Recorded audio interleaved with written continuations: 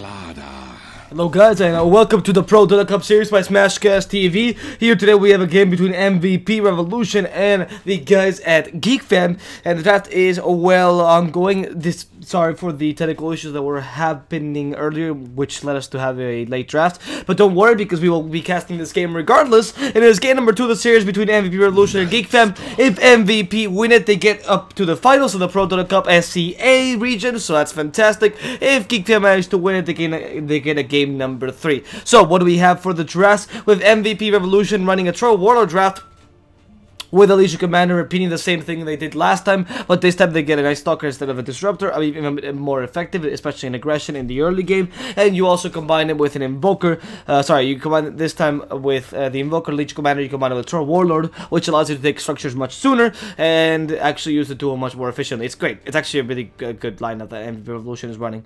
Only issue is maybe the mid game, because they do like a bit of team fight. They rely a little bit too much on the Invoker, but they should be fine, because it's not like Geek Fam has that much team fight. They in fact run a Slaughter in the offlane, which is a bit weird, probably just so they can run the Witch Doctor and the Earth Spirit both. And both are good picks, both the Witch Doctor and the Earth Spirit, certainly. In combination with the Clinks, they can actually help them out a lot in lane, being able to get kills with the Clinks whenever possible. Using the Searing Chains and the Searing Arrows and the Strafe is actually quite easy with a Rolling Boulder and a bit of slowing, and of course the damage that the Witch Doctor provides. However, that said, even though they have a lot of ganking potential, they didn't really want to run the Slaughter in the offlane too much. Obviously, Velo was forced to be picked in the offlane. I guess the idea was originally to have someone else, as they were trying to Slaughter Witch Doctor maybe combination, and the Earth Spirit wasn't going to be picked. But of course, the Earth Spirit became too good once the Invoker became involved again. But anyway, Geek Fam is going to be running a Slaughter in the offlane, which could be easily punished by MVP Revolution. In fact, they can play really aggressively here with a Troll Warlord and the Crystal Maiden, and then do a dual offlane with a Night Stalker and the Legion Commander. It's going to be hard to deal with this. In fact, Blizzard's already harassing Net considerably. Just with a simple Void, they do a lot of damage. And since MVP Revolution are the guys who have the mana and the health region with the Crystal Maiden and with the Legion Commander, I kind of have to benefit them with the lanes a bit, because the Witch Doctor doesn't really like to go for too many levels of Voodoo Restoration early on. Maybe was 1. Usually the build is either 3-1-1 or 3-0-2 even, and that puts him at a disadvantage towards the Legion Commander or a Morbid Masking Troll Warlord, or of course the Arcane or the Crystal Main, allowing everyone in an MVP Revolution to just spam his spells and not really get hit by the harassment of the enemy team. Alright, a bit of harassment here by Velo. Found Pubber, sorry. Found.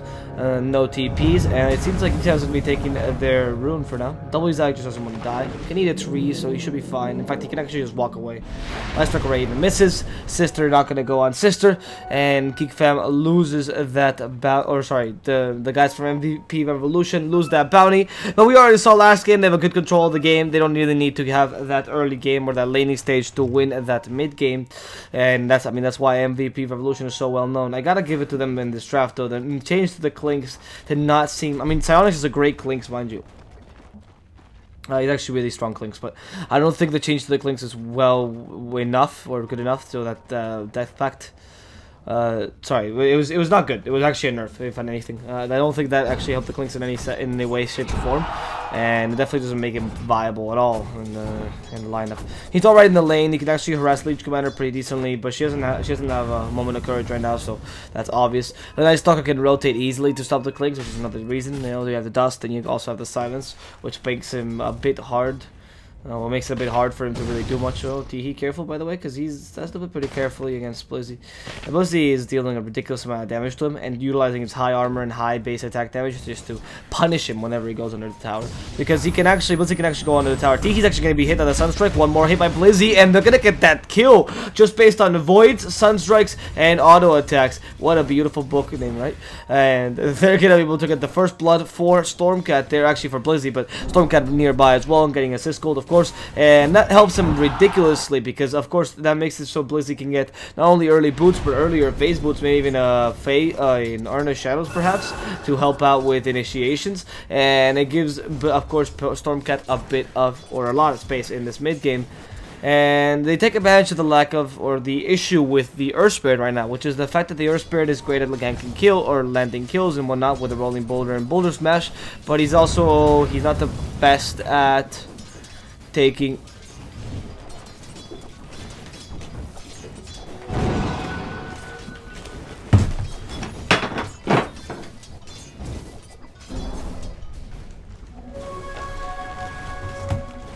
Sorry about that. Actually, really do apologize. That was the alarm I had to set up for another cast or another day of casting. Anyway, like I was saying, with what Geek Fam certainly, or sorry, MVP Revolution certainly here, the Earth Spirit, they're punishing me because what he can do is he's able to really gank you the lane and easily have a stun and slow and all prepared for him. But of course, his body, in the sense of this armor base attack damage, is not as high as someone like Night Stalker's. So in terms of being able to push someone out of lane, it's much harder for them. So they're forced to go for ganks this with Smoke, for example. And this might actually catch Stormcat, so it's a pretty good gank. Stormcat is going to go down. The meteor falls off, but it's not effective. Doesn't deal much damage. Well, I mean, it almost could have killed Raji if you had a cold snap, you could have fought him properly, right? But of course that didn't happen for MVP Revolution. No TPs either. But they do leave Silence alone in the lane when this happens. You notice the rotation from Night Stalker did nothing for MVP Revolution. They were fine with it. Troll Warlord is actually doing pretty well. Velo is going to TP away in the top lane. Troll Warlord's doing quite well in terms of farm, so it's not much of a problem for MVP Revolution when Night Stalker leaves the lane. But in the mid lane, of course, they have to sacrifice a Witchhunter pick just so they can take advantage of this. Earth Spirit, and they have to try to kill the Invoker every time they do it. Right now, this is just a failed gank because you really haven't pushed him out of lane too much. Oh, net! Oh, he's gonna be found out.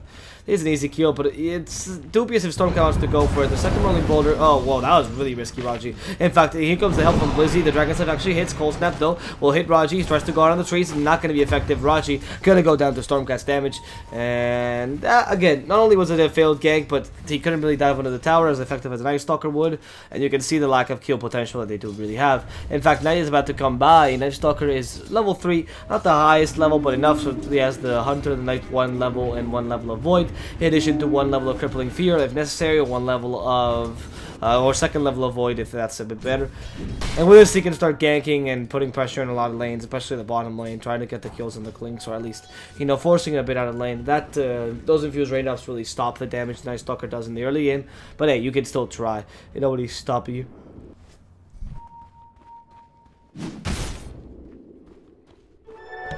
Interesting they say the double damage for him. In fact, Raji is a prime target for his double damage. Good boulder smash. They want to block that, but no Crippling Fear. And that was a Void level 2.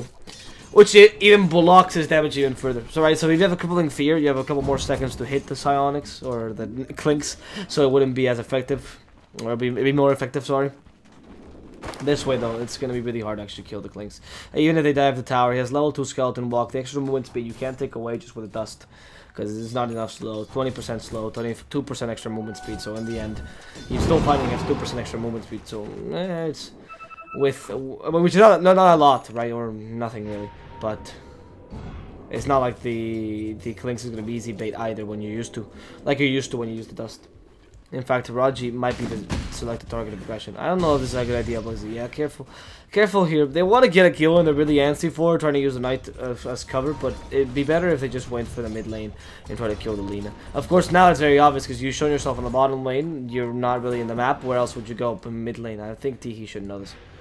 And Blizzy does not show himself just yet, but does scout out the area to know where Teehee is, realizes he's not there, and they're gonna have a bit of trouble.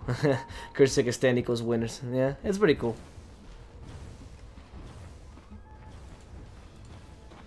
Alright, in the top lane, actually, I see some harassment going to Velo. Can they get a frostbite onto him? What is the goal of this though? I don't think they can get a kill.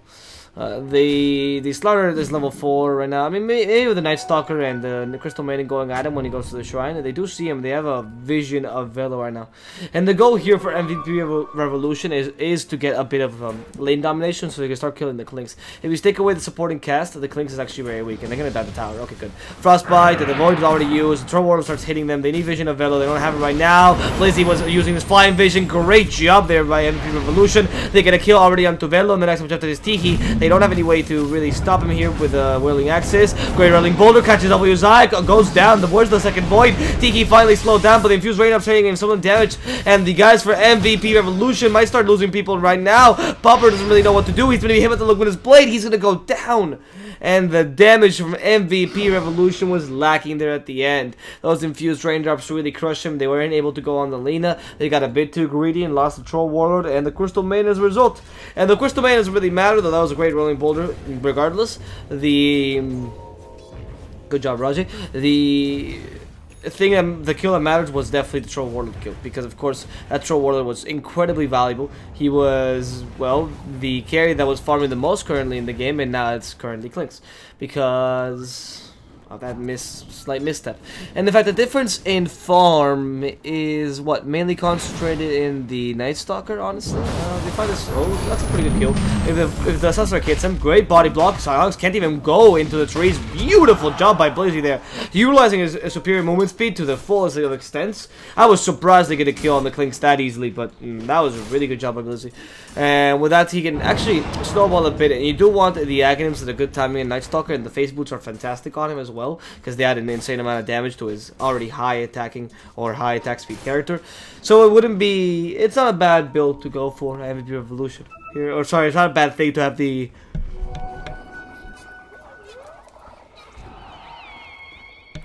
early farm in the Night Stalker. That's always really useful.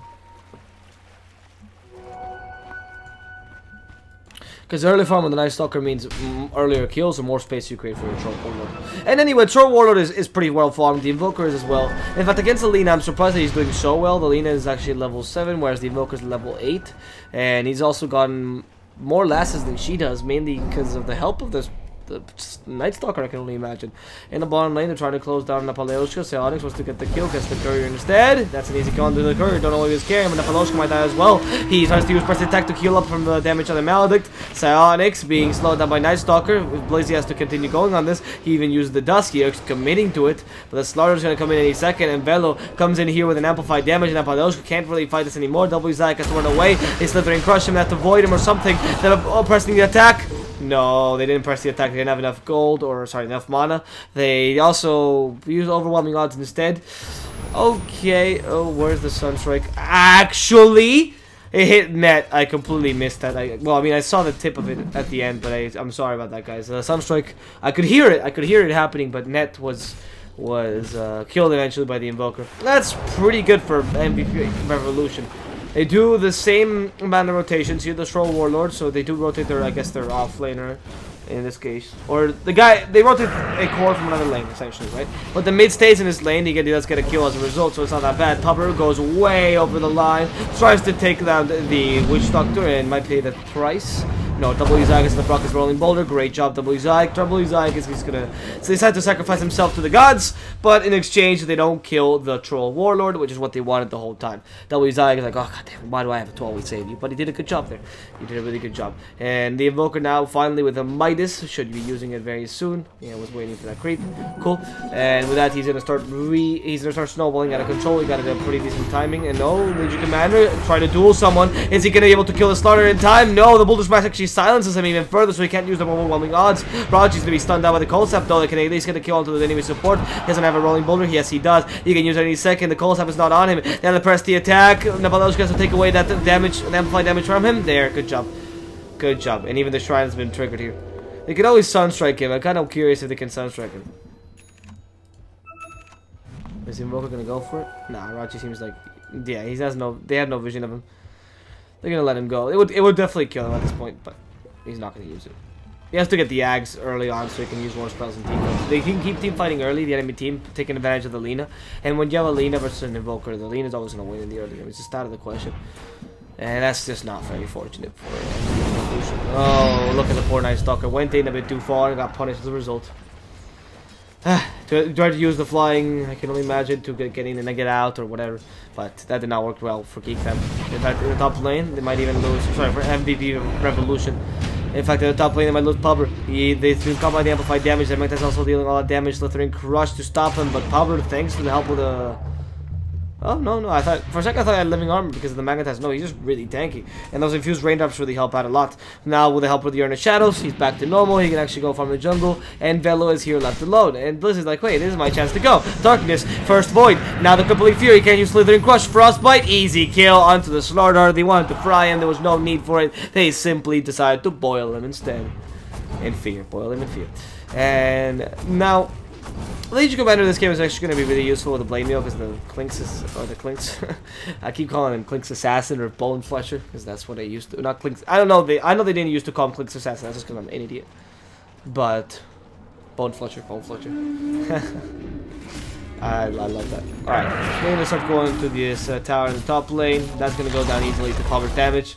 I mean, he does have that battle trance, so it's easy taking objectives. The Invoker illusion's gonna go down. The damage from the Witch Doctor a bit too excessive.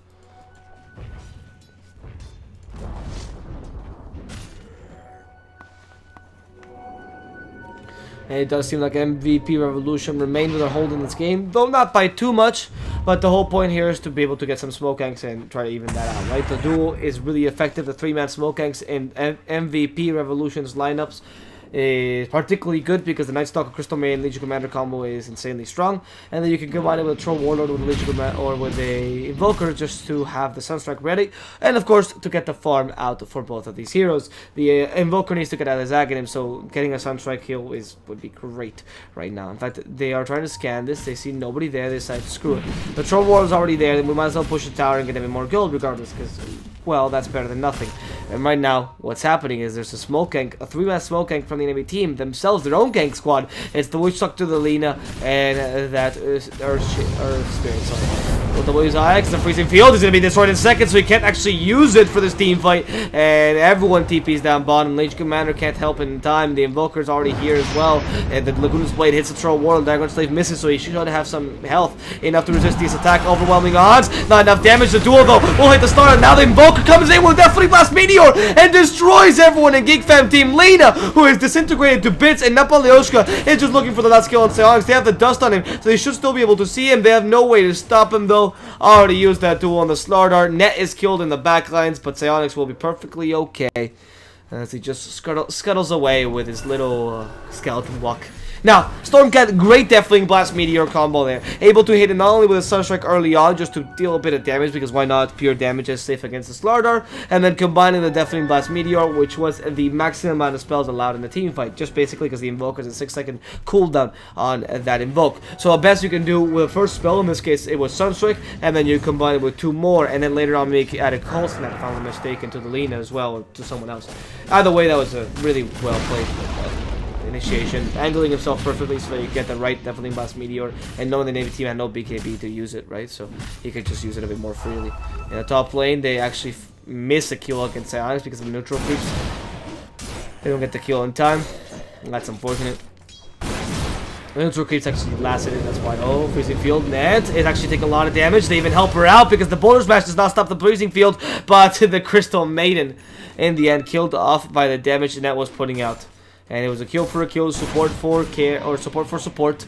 This doesn't really benefit either team. Honestly, Crystal Maiden is really poor, so her net worth's not particularly better. So it's not like because Geek Fam is losing, that's better for them. In fact, Troll Warlord getting that kill is a bit better, I suppose. It was near enemy territory. He's gonna be close to finishing the Yasha finally, giving him that extra movement speed. Good item. Then the Invoker himself close to the Ags. Actually, he's much close to the Ags. He is quite happy with how this farm is going this game. And his gold per minute is around the 435, but he's above everyone else, which is the important part. He got the Midas at a decent timing, securing him some safe amount of farm. And the lower farm the farm average farm or GPM on the game is, the better it is for someone that uses Midas, because of course he is a very staple amount. But well, if nobody else is farming quickly, then why not, right? Where did Troll Warlord use that on? Okay, he just used Battle Time for the creeps. Right, now we could actually take Roshan if we wanted to, but I don't think that's going to be the case. With Alacrity, I mean. With Alacrity, the Forge Spirits help as well. Well, 1 Forge Spirit, I suppose. Then you can easily go for the Roshan. Taking advantage, of course, of the Alacrity damage with the Troll Warlord stacks, Fervor stacks. He's maxed Fervor already, and you don't really need the extra bashes or the extra bash damage or the extra stun duration, etc., etc. Troll Warlord is good enough as is. With his damage.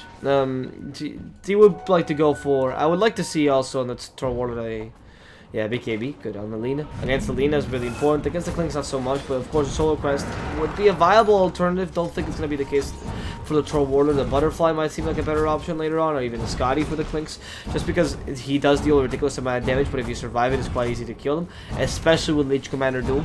And then I think that's how you stop the Clinks this game. You actually just wait for, I'm assuming the Blink Dagger's on the courier, right?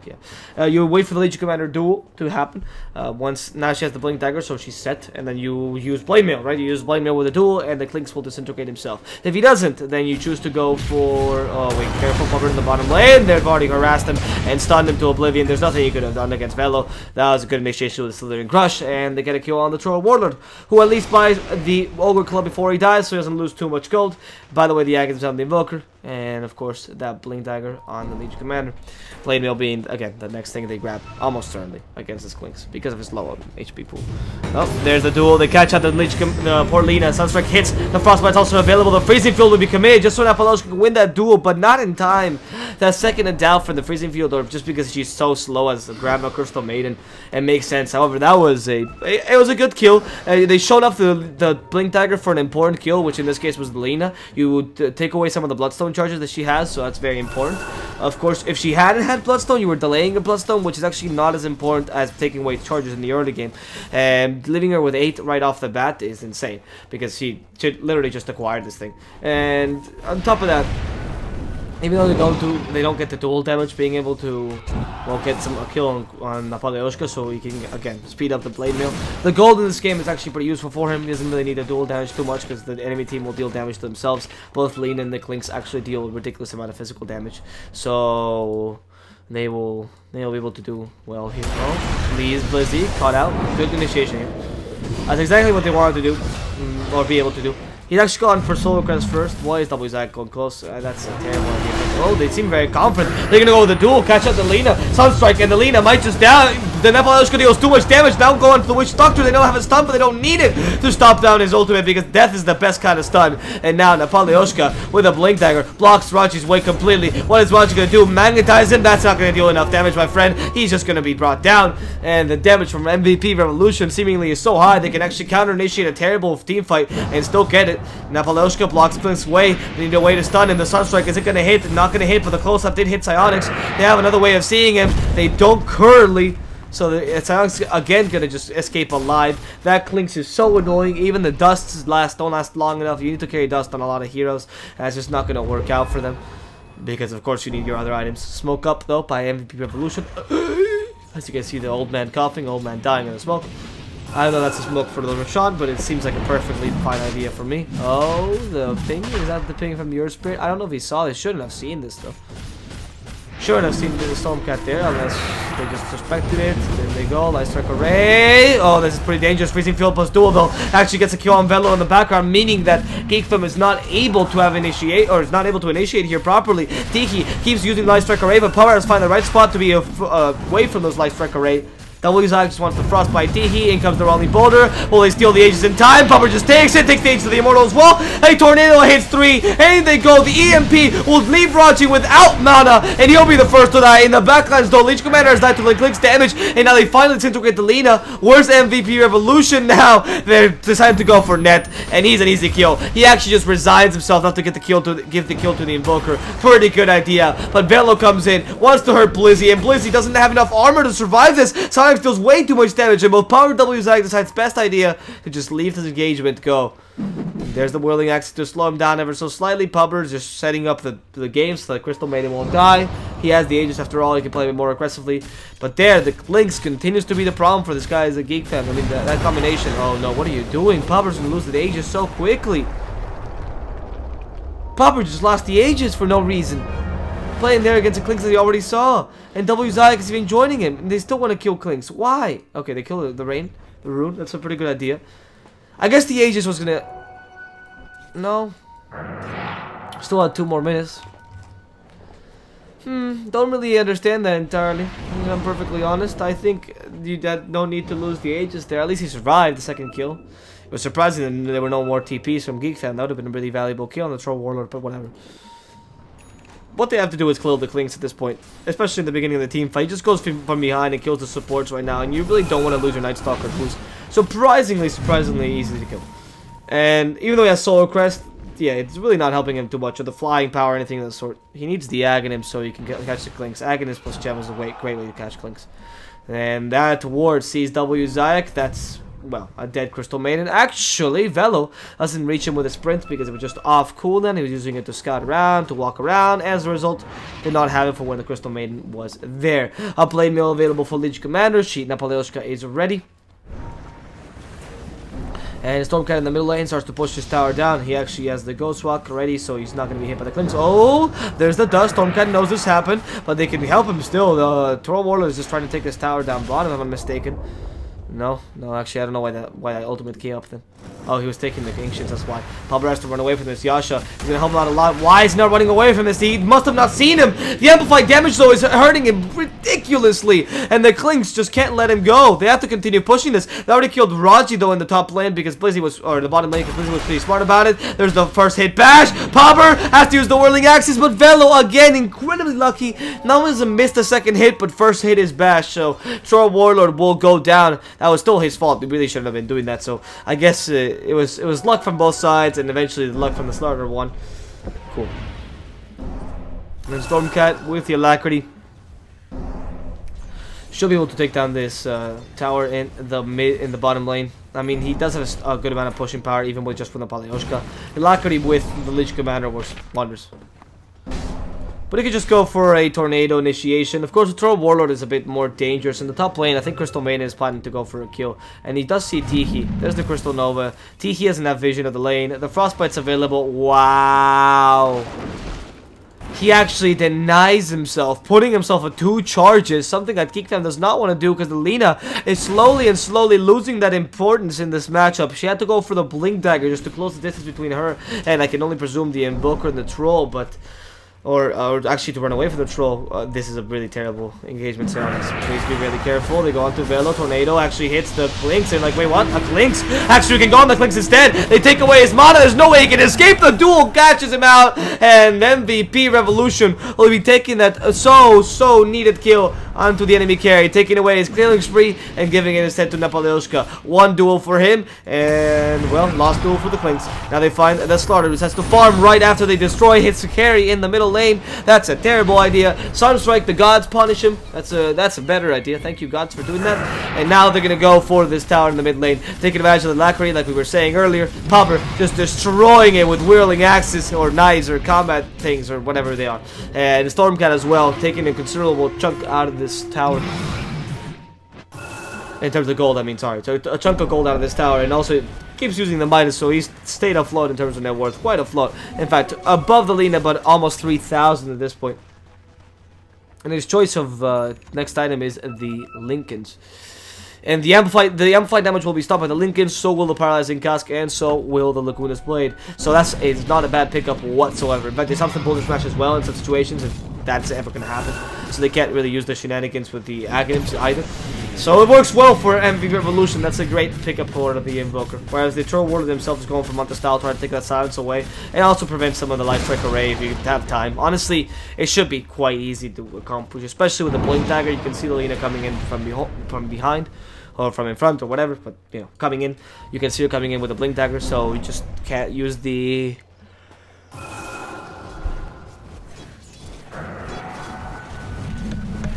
Yule Scepter in time. Oh, sorry, the Mother Style in time. No Yule Scepter. Legion Commander herself, it's time to go for a BKB. I'm not a big fan of the BKB in this game against the Legion because I really did like the Aghanim Scepter, but of course, Napalyoshka is time to be more of a team player. The Aghanims is really good. I just want to see it tried out.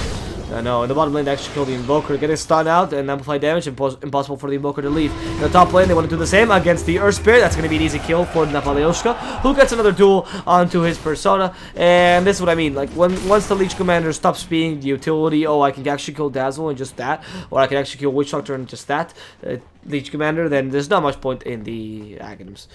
The Aghanims in this situation is really good against the Clinks, for example, because it actually makes them blow up, and the amplified damage won't help the Clinks whatsoever because of the Blade Mill and the fact that they can't really touch you for those 8 seconds. So it's really effective this game, mind you, if you can catch the Clinks. But how many duels have you used in the Clinks until now? Not that many. In fact, you're waiting for Blizzy to get the Aghanim's Knights, Aghanim's Night Stalker, I was going to call it. He's waiting for the Aghanims plus Gem to be able to see the Clinks around from the trees. So you're probably going to wait till that to get any sort of crazy items, like I said, like the Aghanims. BKB early on is still pretty useful. It allows you to put out your duel, which is much more important than having BKB within your duel. Because you don't care much about dying within your duel, you really care about getting the stun out for the long duration. especially if you're playing Legion Commander like they were playing it last game, which was quite good.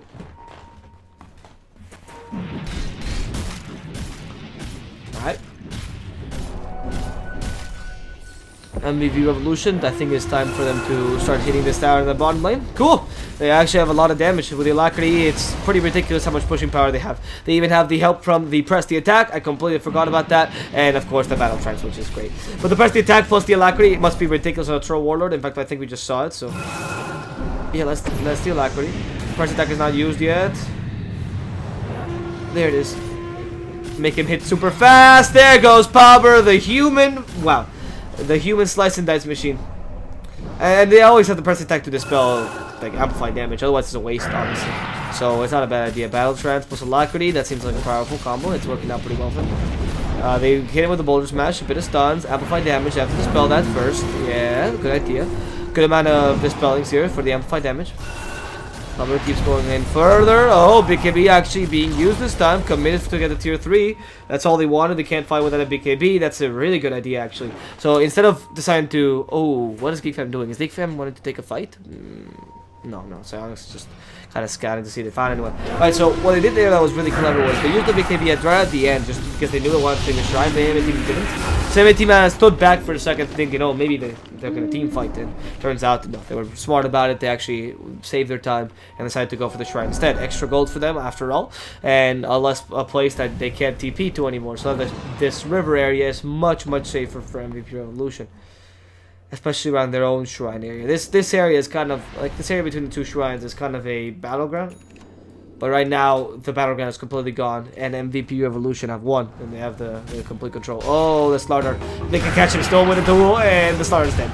Solar Crest even used on him, I think, by Blizzy, yeah. Just so that Valeos could get the kill easier, but that was 90 damage already going to Legion Commander. 28 minutes in. She is snowballed from the, what?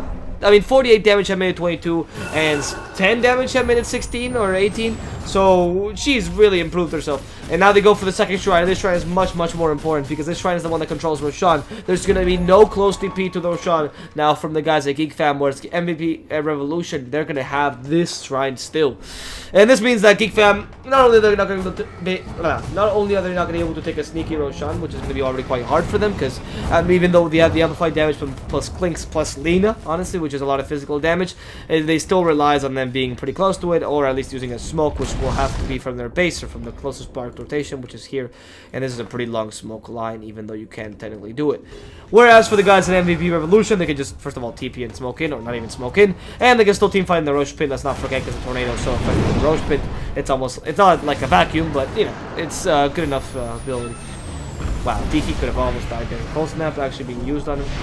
They hit him away with the tornado. Good life strike array by the way from Tiki to evade that damage. They're still trying to find him, and the tornado is, I mean, has already been used, so they can't catch him out just with that. The Ghost Walk, and they wanted to use Legion Commander as well on the Lena, but that was a bit risky. And they actually used this whole time to try to attack the Roshana from inside. Pretty clever. Pretty clever on Geek Fam. This distraction that he created that allows him to attack the Roshan with the Clinks and the Slaughter. It should be fine, and that's a Roshan with cheese. That's taken by the guys at Geek Fam. That is really worrisome if you are MVP Revolution, because they just took that from underneath your noses just because you didn't have the amplified damage. And like I said, they could have defended that, they could have put wards there, but of course the lack of wards that the Kyrgyzstanian team had there kind of made them pay the price. The enemy team has Gem on Witch Doctor though, so there's not many places to put wards around. They won't protect. Maybe over here, but even so, maybe one over here just for kicks. However, I do think they went in with the invisible clink, so it doesn't really matter. The point is, MVP Revolution don't want to lose these Roshans. Of course, that was the next chance they were waiting for to fight, and they can't do it now. So maybe they still fight, but just without an Aegis. I think they should still fight and try to take advantage of their early game, because of course you don't want to let the Clinks get all his items and start at least decimating your supports, because at that point then you're screwed anyways. It'd be really awkward because, well, when the Clinks can just, you know, one-shot your supports or whatever, then you can't really stop them from getting a couple kills in the team fight. And at that point, you become kind of hopeless because, of course, all the team fight that supports offer, especially a Night Stalker here with the Aghanim, it's gonna go away simply because the Clinks assassin or the Clinks is incredibly farmed. And as a result, well, MVP Revolution is able to take a tower in the top lane, and doesn't seem, sorry, the Geek Fam is able to take a tower in the top lane, and it doesn't seem like MVP Revolution are interested in fighting this. at all. That Blizzy just seems interested in farming. That Aghanim might really give him the edge he needs in the next team fight though, so I don't disagree with that idea. There it is. Good. Okay. Very close to that Aghanim's. And then someone can buy him gem. In fact, that would be great, but I don't think that's probably going to happen. Nice Talker's probably going to be forced to buy his own gem. Sadness. Assault Crest is going to be the next item for Troll. Not the most common item in Troll, I'll admit. The minus armor is really useful, and the plus armor as well, especially against the Clinks and the Slaughter, especially for the Troll Warlord, mind you. Because even though his agility game is really good, 2.8, well, really good. It's pretty good. It's among the top tier with the Weaver and the Void and whatnot. It's not enough to stop the Slaughter and the Clinks minus armor, obviously, from the Desolator and amplified damage. But neither is the Assault Cuirass, to be perfectly honest. In fact, I think this takes away the whole Assault Cuirass. If I'm mistaken, it should be around total of 25 armor. Oh no, total of 15 armor. Yeah, so it actually takes away the Assault Cuirass completely. The amplified damage does that. So you do mitigate some of the minus armor the enemy team is putting out on you, but, well, I guess you don't mitigate as much as you would like, which is at least giving you 20 armor extra. So Night Stalker already available, and the Assault Cuirass and Troll as soon as he wants it. Honestly, you really shouldn't though. So Onyx, careful, because that was a really good beacon. He waits, he wants to fight this Pummer. This is his best option. Stun Psionics, they can get the duel out. Psionics goes down, and they kill him for the first time, and they just have to kill him a second. Sunstrick is gonna hit. He has no BKB. Psionics will die twice, and they even give dual damage to Mr. Napaleoshka. What a great initiation. Troll Warlord trusting his own abilities, and that worked out. That Blade Mill gave him so much resistance in the next team fight. And now Stormcat looking for another kill. Perhaps Velo, Deafening Blast already catches him. Ice Wall as well. He has a Cold Snap. Where's the Cold Snap? Not yet available. Finally able to use it, and he's forced to use the cheese. Why has he used the cheese? The Sunstrike will turn into fish and chips with some cheese. Well, no, sorry, because he just lost it. He just ate it. That was what a worthless waste of time. No, I mean that was actually pretty bad. That cheese did not help him at all. Yo Scepter onto the Troll. Careful, because it could still kill him. The Heat might not have that much damage, but he's still, you know, a carry. He's still a Lina. Meanwhile, in the mid lane, the push continues. MVP Revolution, or not split push necessarily, the push continues. MVP Revolution decides it's time to take a mid tower. And no, they're going to go down to the racks. Actually, really good idea. With the Alacrity and the press the attack, the range racks are definitely going to go down. Ned, careful, the EMP is definitely going to catch him. And try to help him with the Boulder Smash. It actually saves him from the overwhelming odds. That was a pretty good play. And in comes the Pummer. There's no Aegis, there's no cheese. So it's time for your melee racks to... Oh, there they go. Well, there they went. That wasn't even... I couldn't even think of a rhyme that time. Pummer... That's, I mean, pretty easy racks, honestly. They don't want to continue attacking this because, of course, they don't have any creeps around. So they decide it's better to just retreat, which is not a bad idea. And they get a bit of a gold bonus. With Lina is doing alright in, but of course, if she can't recover her Bloodstone charges, she's going to be quite useless. Those Bloodstone charges are really the livelihood of Alina nowadays. Or at least that's how she's playing it. She's playing kind of utility with the Lincolns to help her out against some of the damage that MVP Revolution is trying out. And of course, that duel. But it's not the easiest way to play Alina because, of course, you're very used to the snowball Lina that just wins her lane and wins from there on, and that doesn't always happen. The smoke gank available for MVP Revolution. It's gonna be a 4-man gank, 4-man smoke gank with Troll Warlords just outside. Okay, well the Assault Cuirass I guess he's the most tanky right now, and ooh, that's a 4-man rotation as well from Geek Fam, so it's 4-man versus 4-man. It's gonna be a surprise.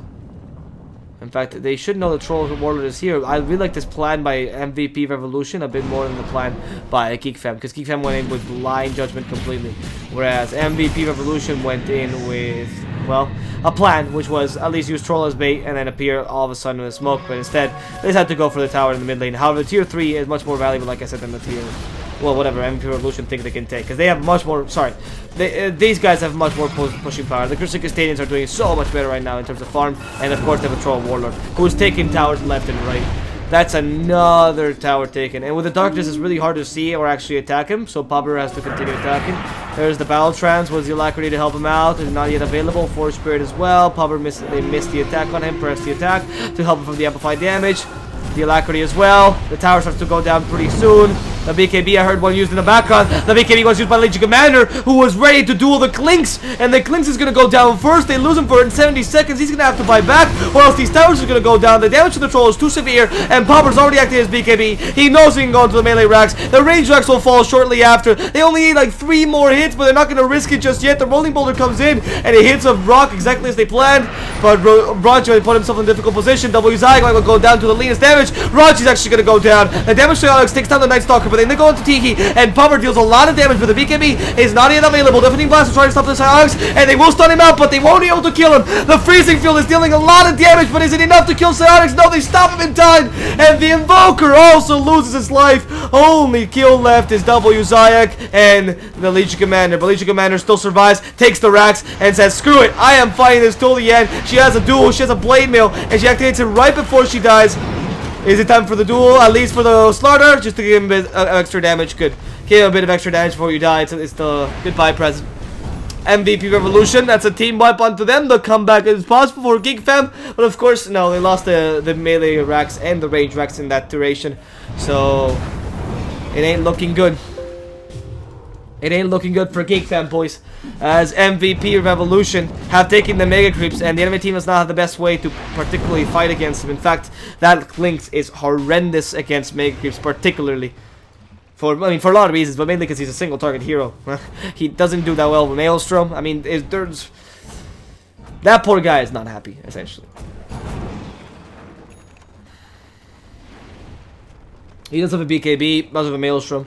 He's able to stop MVP Revolution to some degree, as we saw in that team fight, but of course, if they catch him out in a bad position, or if he starts keeping... I mean, one thing that Klinks has been doing this whole game that I don't really agree with, and it suits his build, to be fair, but I don't love this build too much, is them playing him in a very salty way, where he tries to go from behind, tries to take that on support before, of course, they go onto the carries. And though that works fine, we've already seen them go onto Popper multiple times, and Popper just killing him off alone without the supporting cast there.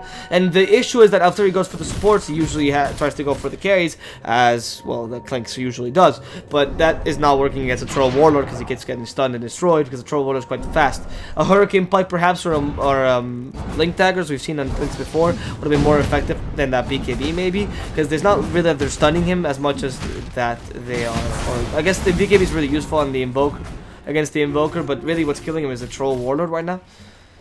It's just really hard because you have to defend against both physical and magical damage on the enemy team that MVP Revolution is running. They have a nice Frostbite as well to add to the stuns that they have. You really don't have that much on a Paloshka. We'll get a duel. They even cancel the duel. Oh my god. They canceled the link into the Heaven's Halberd, but the amount of damage that he dealt there was mainly the Lina. And that's 60 seconds without the Lina. That is actually 60 seconds without the Lina. There's no way they're defending this. This is easily GG. If MVP Revolution know that there's no buyback, I mean, they're going to push this as much as they can. Stormcat comes in. I think the Raji is the kill. Yeah, Cold Step already been used. Raji is dead. And I have 70 seconds without Raji as well. Nepaloshka heals up the amplified damage, and they want to use the duel, but of course it's not available yet. Net can't even use the Death Ward, doesn't start dancing till late, and they're disarmed and in base. The damage from Revolution is a bit too severe. Freezing Field to zone him out. They go on to the Slaughter Fist, kill him off. Popper still fighting under the fountain. Psyonix not gonna die down yet. WZX still with the Freezing Field to zone him out, and the GG will come out by Teehee. The Tornado to finish off the Clinks before the GG is called, and Blizzy will get that kill with the Void. Geek Fam lose game number 2 against MVP Revolution, who take it quite convincingly with a really good draft of Lich Commander, Invoker, and Troll Warlord. And utilizing that extra power that they had, especially the global stratagem, they took down Geek Fam and brought them to the losers brackets, allowing MVP Revolution to go to the final of the ProDota Cup SEA season number 8. That said, guys, my name has been DSwordfish. Hope you enjoyed the cast for today. If you did, feel free to follow me on Twitter. If you didn't, feel free to flame me in the comments below. I'll be back tomorrow with some more ProDota Cup SEA region. Actually, they moved the losers brackets matches, so stay tuned as to when we're going to have those, but just check us streamers every day or follow this channel. That's the best way to do it. And as I said, hope you enjoyed the cast. MVP Revolution, congratulations, as they're one step closer to getting this tournament in their hands. And I will say goodbye. Enjoy some... No, actually, no. I'll take off the stream because it's the only match for the day. So, hope you enjoyed the match and enjoy your day. Until then, guys.